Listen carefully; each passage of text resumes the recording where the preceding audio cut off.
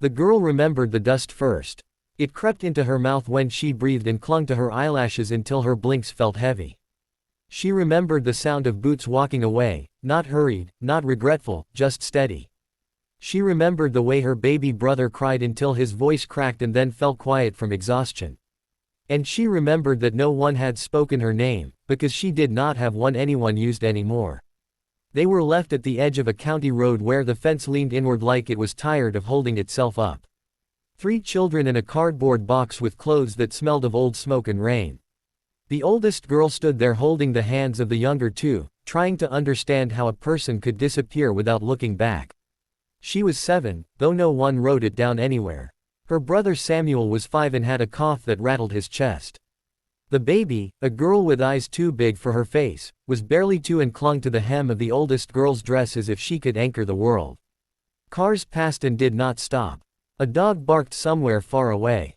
The sun climbed higher, and the road shimmered. By afternoon the girl's arms trembled from holding on so tightly. She did not cry. She had learned that crying wasted breath and made the little ones scared.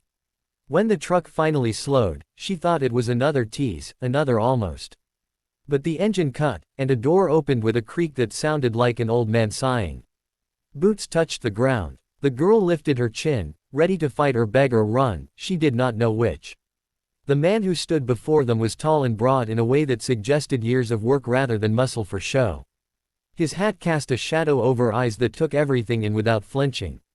He looked at the children, then at the empty road behind them. "Where is your mama?" he asked. The girl swallowed. "Gone." He waited, as if the road might answer for her. It did not. "What is your name?" he asked her. She opened her mouth and nothing came out. She knew sounds that had once been hers, but they felt like borrowed things now. Mama had called her different names depending on the day: honey, girl, you there. The last name belonged to a man who left before she could remember his face. "I do not have one," she said finally. The man did not react the way she expected. He did not frown or shake his head. He nodded slowly, like this was a fact that fit somewhere in him. "I am Eli Carter," he said. "You look hungry." That was how it began. Not with paperwork or promises, but with a man kneeling in the dust and handing them apples from his truck. The baby laughed when she bit into hers, juice running down her chin.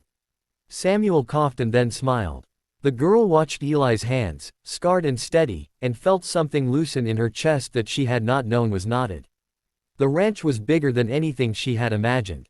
It rolled outward in waves of grass and fences, cattle moving like dark thoughts against the green. The house was old but solid, wood-worn smooth by time. Inside it smelled like coffee and soap and something warm that made her eyes sting. Eli did not ask many questions. He gave them baths and clean clothes and stew that filled their bellies until sleep came fast and deep. The girl lay awake longer than the others, listening to the quiet. It felt dangerous, like something that could break if she breathed too hard. Days passed, then weeks. A woman from town came with forms and a voice that tried to sound kind. The girl answered when she could. When she was asked her name again, she shook her head. "We will have to call you something," the woman said gently. The girl looked at Eli, who stood by the door with his arms crossed, as if ready to step in if the air grew sharp. "Let her take her time," he said. The woman left with a promise to return. She did, and she brought more papers and a warning that caring for 3 children was not simple. Eli listened, nodded, signed where told.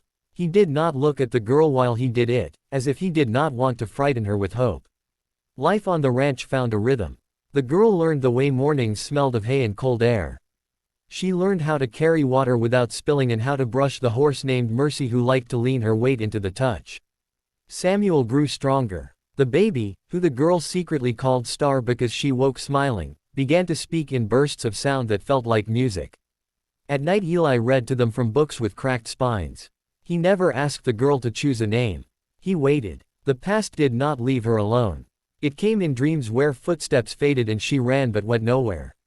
Sometimes she woke shaking, convinced that the quiet meant she had been forgotten again. Eli would sit on the edge of the bed without touching her unless she reached first. He would tell her about the weather, about a calf born that morning, about anything solid and present. One evening, months in, a truck pulled up that did not belong. A woman stepped out, her face too familiar. The girl's heart slammed against her ribs. Mama. She looked thinner, eyes sharp and restless. She smiled like a stranger trying to remember a joke. There you are, she said. I knew I would find you. The girl did not move.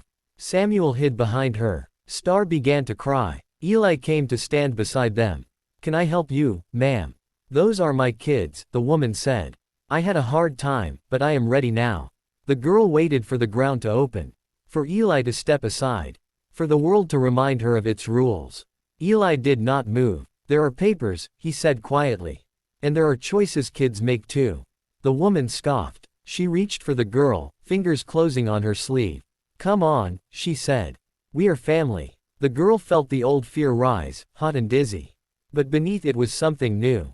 A memory of warm stew and patient silence. Of a man who did not rush her into being anyone. She pulled her arm free. No, she said. Her voice surprised her with its strength. The woman's face hardened. She left with threats and promises of lawyers. The dust swallowed her truck the way it had swallowed her footsteps before. That night the girl cried until her throat hurt. Eli listened. He did not say everything would be all right. He said whatever happens, you are not alone here. The hearing took place in a room that smelled like old paper and coffee. The girl sat with her siblings, hands linked. When the judge asked her name, she felt the familiar blank open inside her. Eli's hand rested on her shoulder, not heavy, just there. You can choose, he whispered. She looked at Samuel, at Star, at the way they leaned into her.